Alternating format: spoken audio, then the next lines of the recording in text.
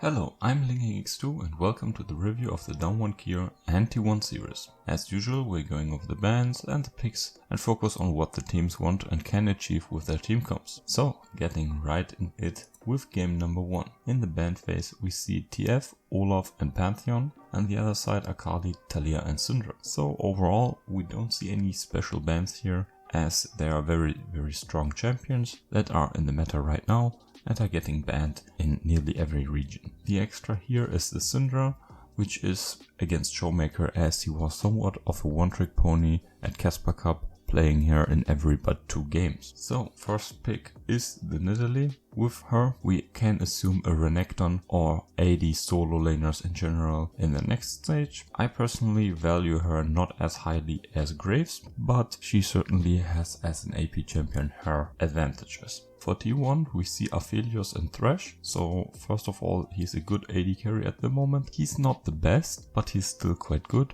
And Gumayusi, well, he's quite great with him, as probably one of his, if not his, best champion. Picking the AD carry early, it does not show much from your draft. And for the Thresh, Aphelios kinda really needs him. And Carrier has shown great proficiency with him last year, and as well this pick doesn't reveal too much for the comp yet. On the other side we see the Samira Yone rotation. So the Samira, very snowbally, has the potential for the 1v5, but teams get more and more used to her, so she's not as OP as she was a few days or weeks ago. Yone on the other side, it's quite the early pick up here, but maybe he was in danger of being banned with the Nidalee picked as an AD solo laner for her support, right? He's not as great in the laning phase to support her all too much, but he has nice setup for ganks after level 6 with his ultimate obviously. Lastly, for the first phase, Azir for T1. Well,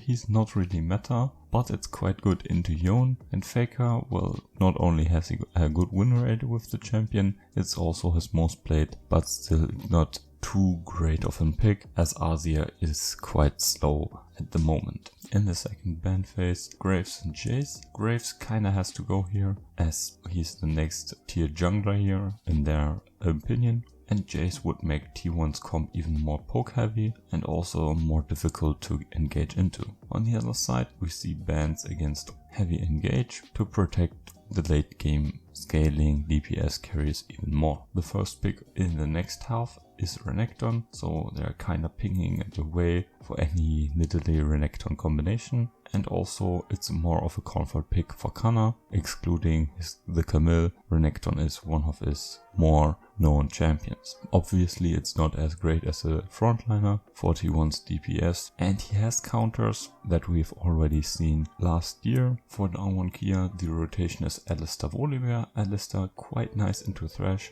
offering some hard engage for them as well as frontline to tank at least some of the damage, and obviously for Barrel, Alistar is quite the pick. Volibear, similar intent as the Alistar for their team comp, but also a known counter into the Renekton. Obviously he doesn't snowball as strong as usual counter picks and can't really set up for Nidalee all too much in the top lane. Last pick 41, the Lilia, not so nice with Azir, but clearly intended for the top lane, to get the top lane lead and use that as a bridge for the rest of the team who is more late game focused. Maybe get Herald and then place it in the bot lane or mid lane to alleviate some of the potential pressure being built there. Overall for Damwon Kia, they have decent team fighting and a good mid game, but nothing to really get them rolling too much. Volibear may control the lane, but diving Renekton or killing him multiple times does not really happen. Similarly, Nidalee in the 1v1 may win against the Deer, but the mid lane is quite safe unless they get like a Yone CC lock on Azir. And in the bot lane, T1 is not only winning, but they're also very safe here. And even if they get some early leads, it's like not too much that can happen here, as they can't really force it onto T1. T1 on the other side, top jungle in isolation, the 1v1s are not too great, but in a 2v1 that kinda changes, so the plan to use the top lane as a bridge can actually work here. But as I said, T1 does also outscale, so yeah, they're also kind of fine and don't have too much pressure. And as they have safe farm lanes, which also hold some pressure in in the bot lane. DK can't even reliably get all the Drakes to set up that win condition for late game team fights. In the late game team fights, T1 does lack frontline and engage, which would make comebacks quite hard, but as they have many long range champions in the DPS department, they can poke and harass Damwon Kia, who has a front line, but not that much great engage. Yes, Alistair, but yeah, he can't really engage too freely, as he also has to somewhat tank up for his team. And yeah, Alistair also his engage is mostly linear in form of running at the enemy team and then flash pulverizing or something like that.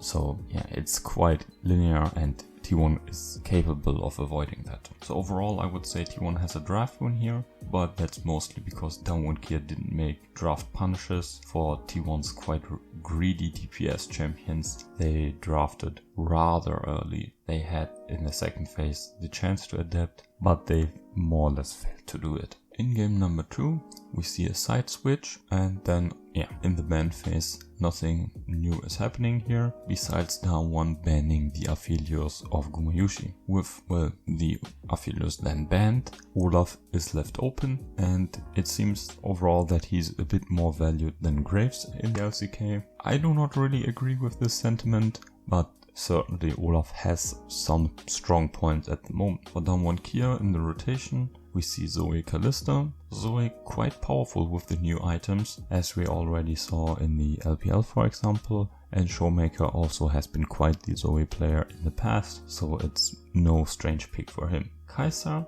for many the best AD carry at the moment, as she's more stable than Samira and scales better than a Jhin or a Misfortune for example. The KeSpa also not really showing too much in the draft yet, while the Zoe, she indicates quite something where Damwon Kia wants to go, so T1 has some idea how to pick against this. They're locking in Samira Azir though in the next rotation. Samira, she's still good, but already in kind of some trouble here. The jungle, the Olaf, right, offers no engage or strong front line, so the short range AD carry into Zoe can be quite dangerous, but picking AD carry here overall is great, or it's okay, as it's quite early still, and you don't want to show too much in draft where your comp is going, and with Damwon Kia already picking the AD carry, you can get the counter pick here firstly, and secondly avoid it to get banned in the second phase. For the Azir, well, it's again for Faker here. This time it's a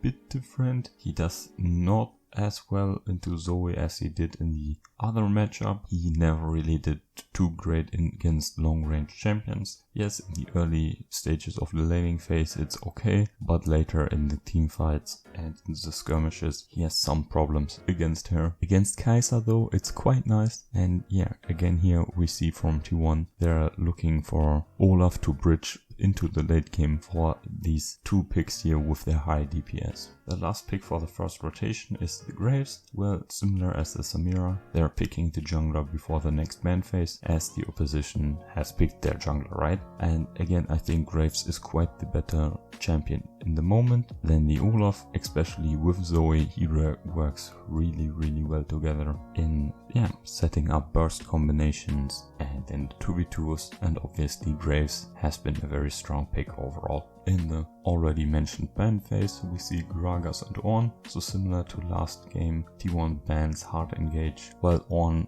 would also help Damwon Kia with the scaling department. On the other side, Rel and Camille with the support and top not shown, taking Kana's best champion, and with Olaf it's quite unlikely to see the Renekton, so banning the Camille is quite good here. And Rel and Samira are quite nice together, and she can offer some nice options to boost up the Olaf as well. So that's an understandable ban in the support department as well. For Damwon Kia, the first pick in the next half is the Alistair, so Beryl gets him again. As I mentioned, it's quite a famous pick for him, and as in game 1, he's offering quite some peel and a bit of frontline as well as engage. Overall, quite the good pick in today's meta for their combination and for their team comp to get some engage is also quite nice to follow up on the poke of Kai'Sa and Zoe as well as Graves. Yeah,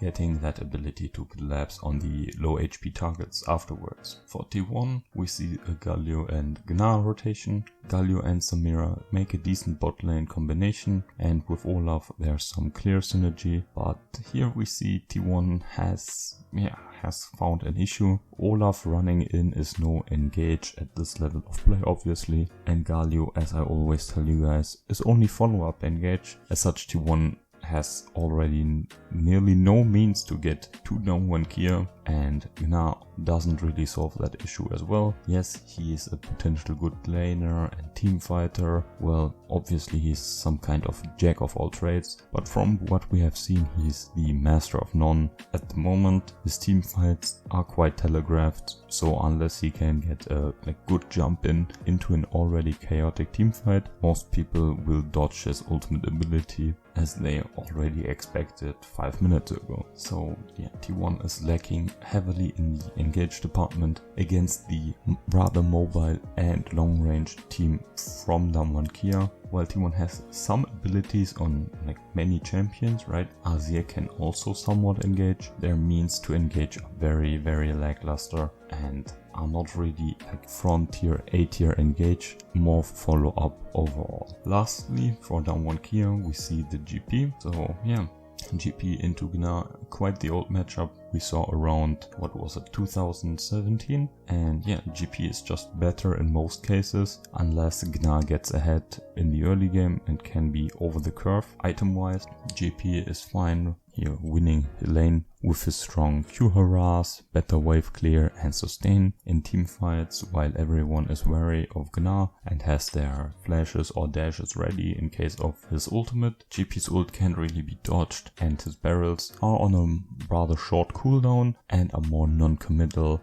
and also have range, so yeah, many things going in GP's favor. And yeah, in the late game GP also beats the Yordle quite handily. It's quite a good pick, and which Khan has shown proficiency in his career multiple times, so yeah, that's a heads up pick here for Damwon Kia, and it also kind of shows that you can't really blind pick Gnar and yeah, expect it to go too well here. Overall for T1 they have again linear engage options or follow up, which is rather hard against the mobile and long range Damwon Kia team. Yes, they have skirmishing abilities and some good scaling as well, but they're not winning the lanes or the early game, and let's say they do by outplays in the mid game.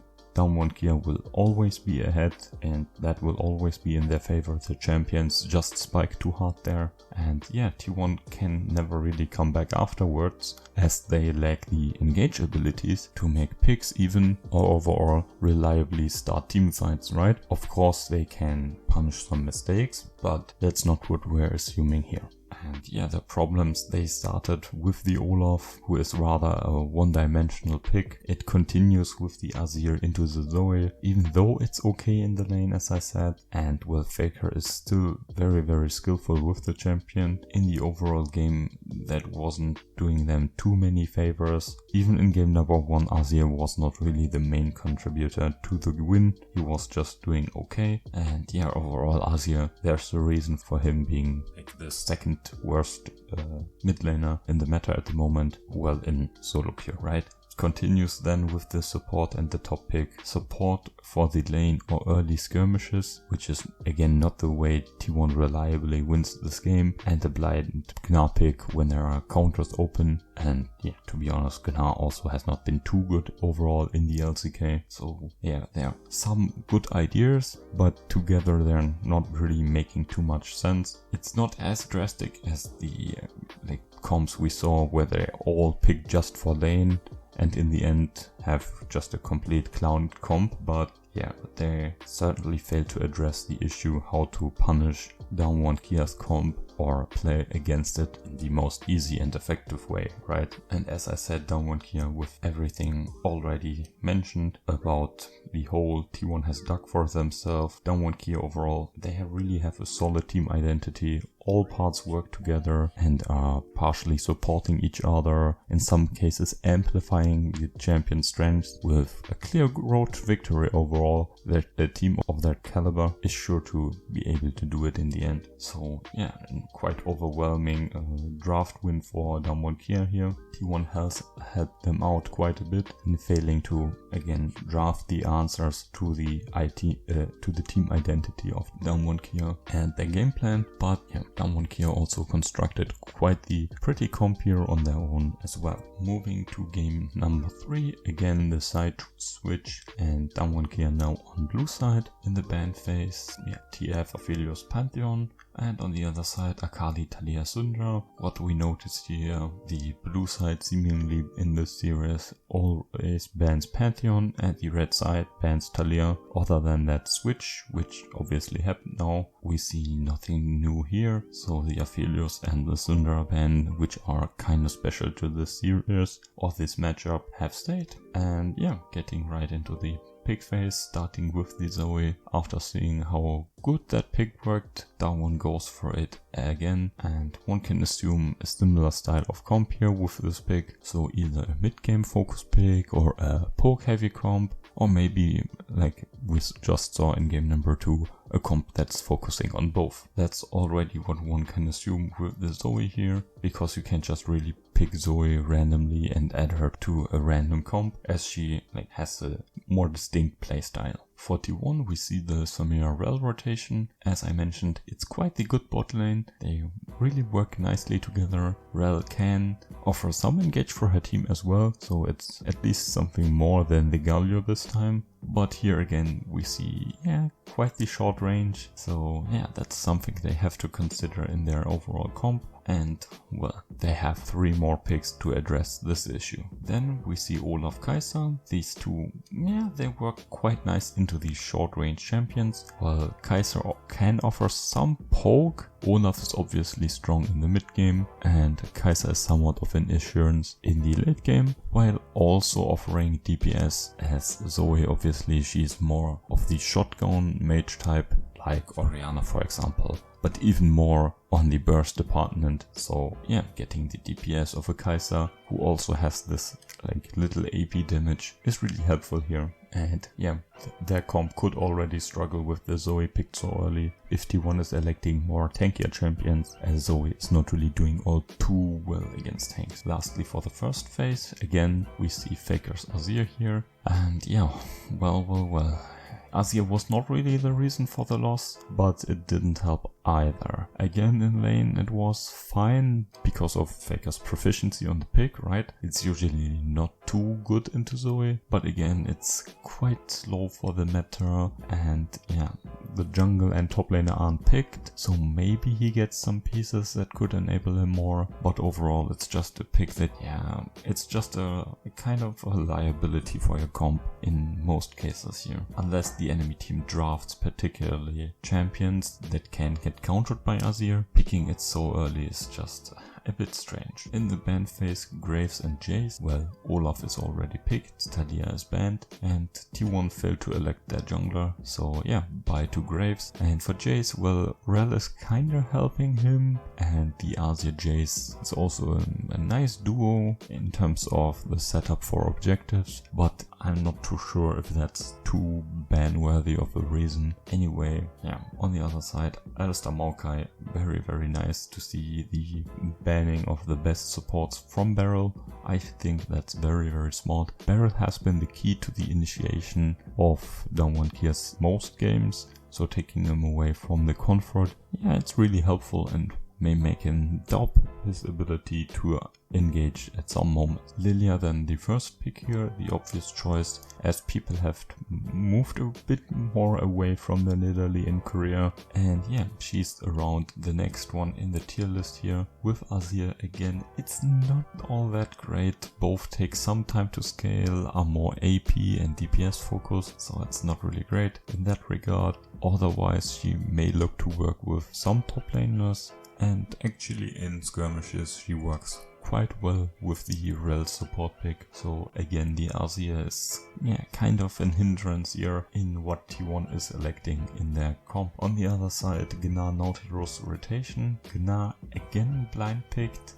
They're not learning, but yeah, the Nautilus as their main engage and then Gnar follow up. So at least Gnar is not regarded as the main engage, while still Nautilus is more of even more telegraphed in his play, and the synergy with KeSpa is quite strong, but I still reckon that the lane is going in T1's favor here, not only because of the player strength. And yeah, in the top lane matchup and yeah, the top jungle matchup, it's not all looking all too hot. Gnar Olaf is not really all too awesome. As bruisers, they can be oppressive against some squishier targets who are more immobile, but that's again in certain right spots, which the enemy top laner has not been picked, so we can't even know if that is such a spot here. And lastly, Kana's Camille, very strong personally for him. Camille and Lilia also were quite good, so yeah, T1 has elected a good top side here. She's also useful in team fights to dive onto the mobile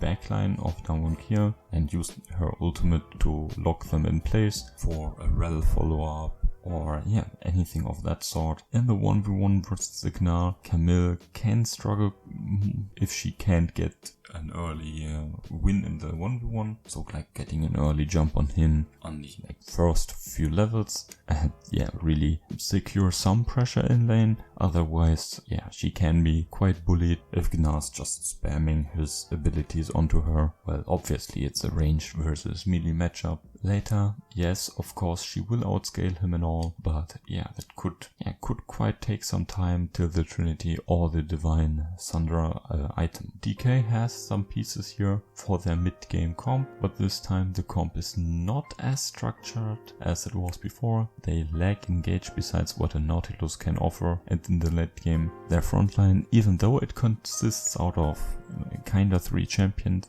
it's not very durable and has not the safety tools to peel for a KeSpa and then for her to deal reliable damage. If they get ahead though, obviously Nautilus constant hook spam and the single target lockdown of himself with Zoe as backup can be quite oppressive into most of T1's short and melee range champions. If they were to fall behind though, while their normal problems would be more amplified, they have the pick potential to catch the squishier T1 champions of course, or force fights if a chance for it arises, so they at least have some options in that scenario. T1 overall quite similar to the previous game, late game scaling in mid while looking to bridge with the top jungle setup. This time they also got a more explosive and very aggressive bot lane, looking to get ahead through the lane, and then in the following smaller fights, where they can utilize the champions even better to snowball ahead. If they're ahead, they can do some serious damage to Damwon Kia, as they are also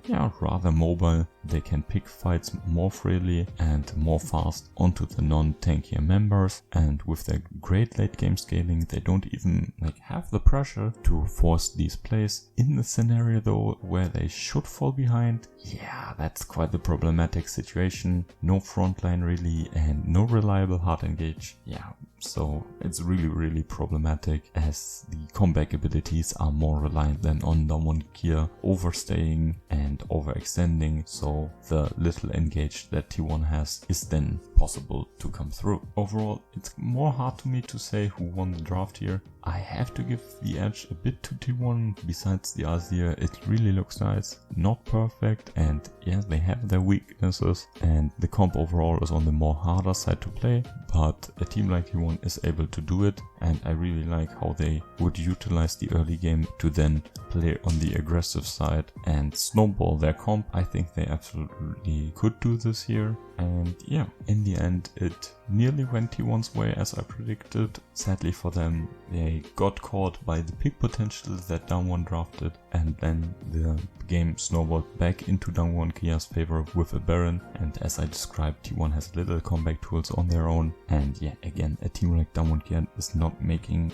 the mistakes that are needed for such a explicit turnaround. While T1 really played well here, overall there are some small issues here and there that can be polished up, but they showed that this 10-man roster is here to play in every iteration really, and that Damwon Kia is also not really infallible, so the result is maybe not fully deserved here, but in the end it still sets up for a great split and season to come, with these two teams hopefully playing multiple times against each other, and us getting more and more series to watch of this caliber. Thanks for watching to the end here. This will conclude the review of the series. Hope you had fun and a good time here with me. In the playlist or in the description below you can find previous draft review which goes over the Suning and TES series. Anyway, what do you think about the drafts? I think T1 has improved somewhat in comparison to last year, but it's still somewhat lacking. I'm a bit estranged with the Azir pick here. Not good to see that there was no adaptation. While yes, the pick wasn't the cause of the losses, it didn't help them too much either. But that's it for now though. Please stay safe,